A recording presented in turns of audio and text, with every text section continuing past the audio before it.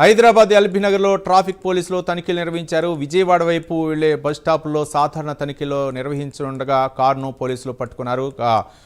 పోలదాసు సురేష్ అనే వ్యక్తికి చెందిన మారుతి ఎగ్జిట్ కారులో తనిఖీ చేశారు.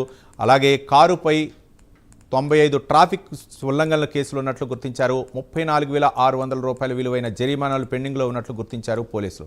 చలాన్లు చెల్లించకుండా పోలీసులకు దొరకకుండా తప్పించుకొని తిరుగుతున్నట్లుగా పోలీసుల విచారణలో తేలింది.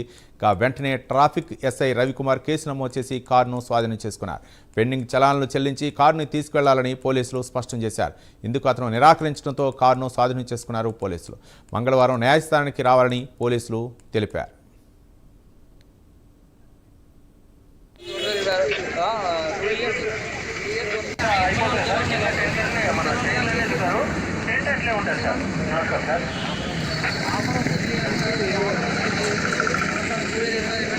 ఫిబ్రవరి నుంచి ఉంది 2024 ఫిబ్రవరి 2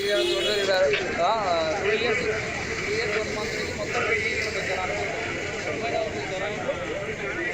తొంభై చలాన్లు మొత్తం 36,385 రూపాయలు ఉన్నాయి. 36,000 బాబు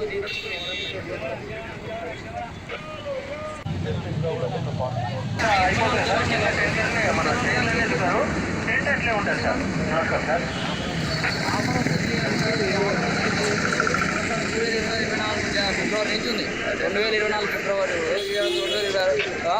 2 ఇయర్స్ 1 మంత్ నుంచి మొత్తం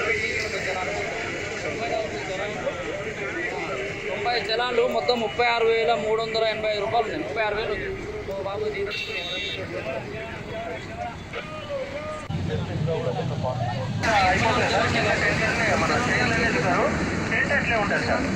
సార్.